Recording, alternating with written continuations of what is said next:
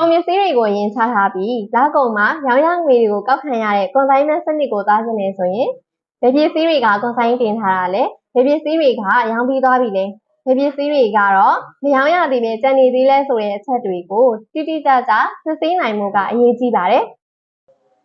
ဒီလိုအရေးကြီးတဲ့ကွန်ဆိုင်လေ့ကျစင်းတွေကိုစာအုပ်တွေနဲ့ပဲထိန်းချုပ်နေမယ်ဆိုရင်တော့စင်းတစ်ခုရှာဖို့အတွက်အချိန်ကြာကြီးပေးရမယ်အမှားများနိုင်မယ်မတော်တဆဖေးစာအုပ်တွေပြတ်ဆုံးနိုင်မယ်အဆရှိတဲ့အချက်တွေကြောင့်မလို့လုပ်ငန်းအတွက်အခက်အခဲတွေကိုဖြစ်ပေါ်စေနိုင်ပါတယ်အဲ့ဒီအခက်အခဲတွေကို EBS Enterprise Software ကကူညီဖြေရှင်းပေးနိုင်ပါတယ်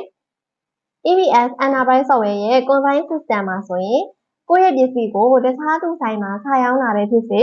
တခြားသူရဲ့ပစ္စည်းကိုကိုယ့်ရဲ့ဆိုင်မှာတင်ရောင်းတာပဲဖြစ်စေနှစ်မျိုးစလုံးအတွက်စနစ်တကျအစီအမံခန့်ခွဲနိုင်ပါတယ်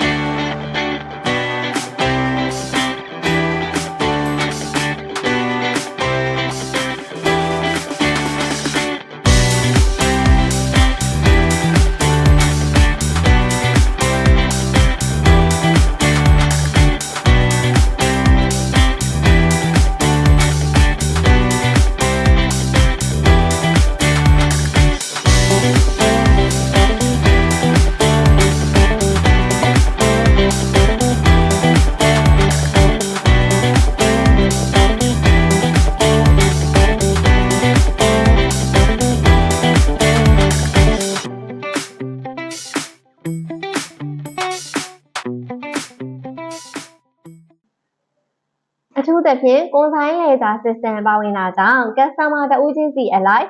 ရက်စွဲနဲ့အဝယ်ရောင်းစည်းရင်းတွေကိုကလစ်တစ်ချက်နှိပ်လိုက်ရုံဖြင့်အလွယ်တကူစစ်ဆေးလို့ရပါတယ်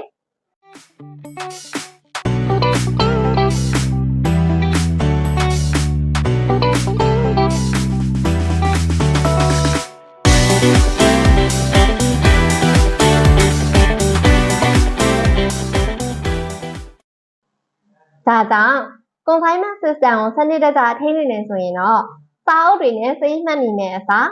EBS Enterprise Software အသုံးပြုပြီးလုပ်ငန်းကိုစနစ်တကျနဲ့မြန်မြန်ဆန်ဆန်စီမံခန့်ခွဲလိုက်ပါ EBS Enterprise Software နဲ့ပတ်သက်ပြီးအသေးစိတ်သိရှိလိုပါက